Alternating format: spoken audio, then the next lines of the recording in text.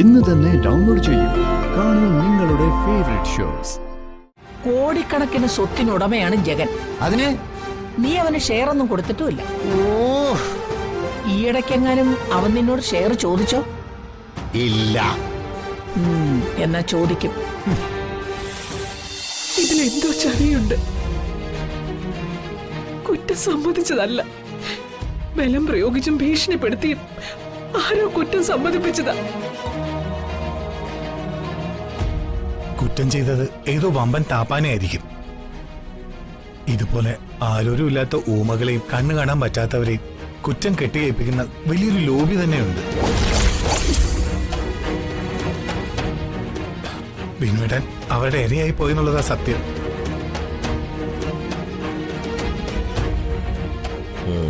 അതെന്തോ ആകട്ടെ, രാജീവിനെ കൊന്ന പ്രതിയെ കുരുക്കാൻ പെറ്റീഷനും കൊടുത്ത് കാത്തിരിക്കല്ലേ വന്ദന. വന്ദനയാണ് വാദി.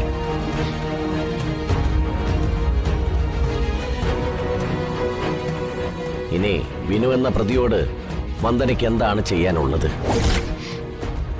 തൂക്കിക്കൊല്ലാൻ വാദിക്കോ? നിരപരാധിയായ വിനുവേട്ടനെ എന്ത് ത്യാഗം സഹിച്ച് ഞാൻ മോചിപ്പിക്കും.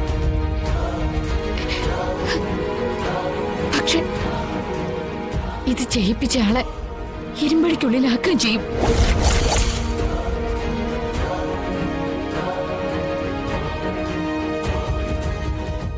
യഥാർത്ഥ പ്രതിയെ കണ്ടെത്തിയില്ലെങ്കിലും വേണ്ടില്ല, പിന്നെ വെറുതെ ശിക്ഷ അനുഭവിക്കരുത്. അത് വന്ദനേച്ചിക്ക് അച്ഛമ്മയോട് ചെയ്യാൻ പറ്റുന്ന ഏറ്റവും വലിയ പുണ്യമായിരിക്കും. ജഗ, ഈ കേസിലും അന്വേഷണത്തിലും ഒന്നും എനിക്കൊരു താല്പര്യവുമില്ല. എന്നാലും എനിക്ക് നിന്നോട് ഒരു അപേക്ഷയുണ്ട്. ഞങ്ങളുടെ വിനുമോനെ നീ എങ്ങനെയും രക്ഷിക്കണം.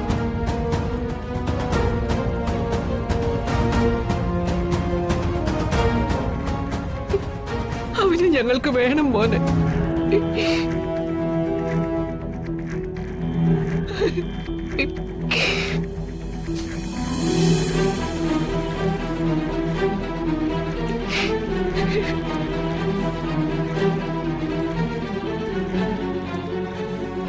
എനിക്ക് അത്യാവശ്യമായിട്ട് ഒരെണ്ണം വരെ പോണായിരുന്നു.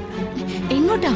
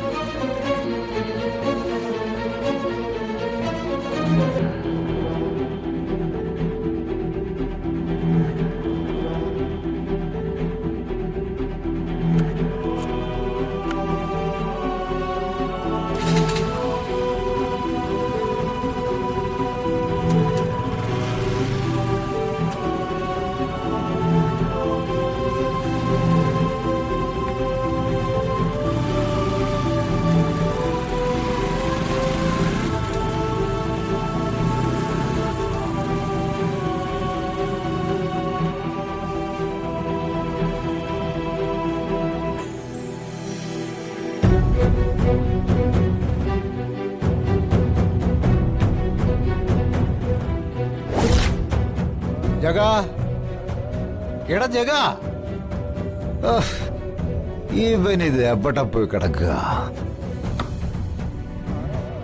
മോനെ ജഗ. ആരെയാടാ നീ കിടന്ന് വിളിച്ചു കൂന്നേ? ജഗനിത് എവിടെ പോയെന്നറിയാനാ?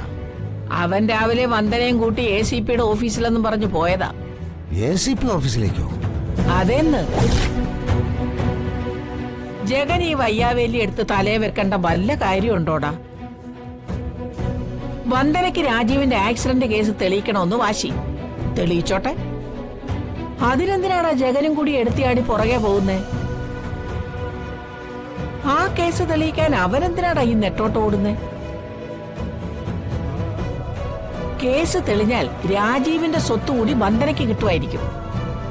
പണത്തിന് വേണ്ടിയല്ലടാ അവളിങ്ങനെ തേരാപ്പാര നടക്കുന്നേ. അല്ല ചേച്ചി, രാജീവിന്റെ സ്വത്ത് മുഴുവൻ വിൽപത്ര പ്രകാരം വന്ദനയ്ക്ക് എഴുതി വച്ചിരിക്കുക. പക്ഷേ വന്ദന സ്വത്ത് മുഴുവൻ രാജീവിന്റെ സഹോദരി രാഖിക്ക് വിട്ടുകൊടുത്തു. പകരം രാജീവിന്റെ കുട്ടിയായ ദിയമോളെ വന്ദന ഏറ്റെടുത്തു. സ്വത്ത് ഉപേക്ഷിച്ചിട്ട് ദിയമോളെ ഏറ്റെടുത്തെന്നോ? അപ്പോ വന്ദനയ്ക്ക് സ്വത്തിനോടൊന്നും ആർത്തിയില്ലേ? ഇല്ല. അവളുടെ ഏറ്റവും വലിയ സ്വത്ത് ദിയമോള. അവളുടെ ഉള്ളിലെ ആ നന്മയെ കണക്കിലെടുത്താ ഞാൻ അവളെ കുറച്ചെങ്കിലും എന്റെ മരുമകളായിട്ട് അംഗീകരിച്ചത്. ഇനി വല്ല അറിയാനുണ്ടോ? ഈ കാരുണ്യം നന്മയൊന്നും അധികകാലം ഉണ്ടാവില്ലടാ. വന്ദനയ്ക്കിപ്പോ സ്വത്തിനോടും പണത്തിനോടും ഒക്കെ വലിയ കൊതിയായി തുടങ്ങി. എനിക്ക് മനസ്സിലായില്ല. കോടിക്കണക്കിന് സ്വത്തിനുടമയാണ് ജഗൻ. അതിന് നീ അവന് ഷെയർ ഒന്നും കൊടുത്തിട്ടുമില്ല. ഓ, ഈയിടയ്ക്കെങ്ങാനും അവൻ നിന്നോട് ഷെയർ ചോദിച്ചോ? ഇല്ല. എന്നാ ചോദിക്കും. തലേണ മന്ത്രം ഓതി ഓതി വന്ദന ചോദിപ്പിക്കും. എന്തിന്? ജഗന്റെ സ്വത്തുകൊണ്ട് അവക്കും കുടുംബത്തിനും ധൂർത്തടിച്ച് ജീവിക്കണം. ജഗനെ തെരുവ് ദണ്ഡിക്കണം. അതാണ് വന്ദനയുടെ ലക്ഷ്യം. എന്റെ പൊന്നു ചേച്ചി, ഞാനൊരല്പം ടെൻഷനില്ല. എനിക്ക് കുറച്ച് സ്വസ്ഥത വേണം. എണീറ്റു പോകാൻ ഞാനായിട്ട് പറയില്ല. അത് ചേച്ചിയുടെ ഇഷ്ടം. ശരി, ഞാനായിട്ട് നിന്റെ സ്വസ്ഥത കെടുത്തുന്നില്ല. പക്ഷെ ഒരു കാര്യം നീ ശ്രദ്ധിച്ചേ മതിയാകൂ. ജഗന്റെ സ്വത്തിൽ ഒരു ചില്ലി പൈസ പോലും അവന്റെ പേരിൽ വ്യവസ്ഥ ചെയ്ത് കൊടുക്കരുത് നീ. അതെന്താ? കൊടുത്താല് വന്ദനെ അതെല്ലാം ഊറ്റിയെടുത്തിട്ട് ഒരു ചണ്ടിയെ പോലെ നിന്റെ മോനെ തെരുവിലിറക്കും. നീ സൂക്ഷിച്ചോ. അവളെ നീരാളിയാ. ആ നീരാളി ചുറ്റിയാ പിന്നെ പിടിവിടില്ല. ഓർത്തോ.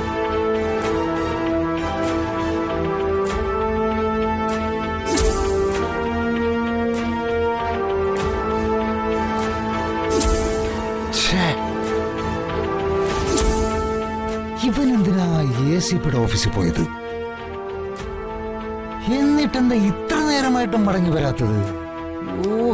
ഫോൺ വിളിച്ചിട്ടാണെങ്കിൽ ഇങ്ങോട്ട് കിട്ടുന്നുമില്ല. ഇനി ബാസിലിന്റെ സത്യാവസ്ഥ തുറന്നു പറഞ്ഞ് ആ കൊലപാതക കുറ്റം ഏറ്റെടുത്ത് കാണുമോ? എന്റെ ദൈവമേ, ഈ ചെറുക്കനെ കൊണ്ട് ഒരു സമാധാനവും ഇല്ല.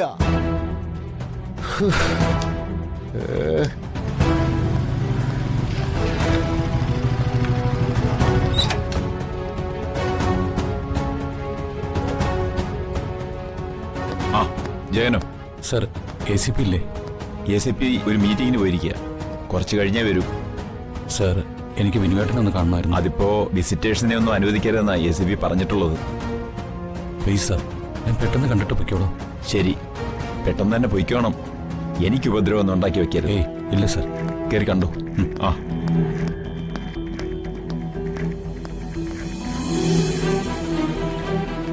മാനത്തെ കൊട്ട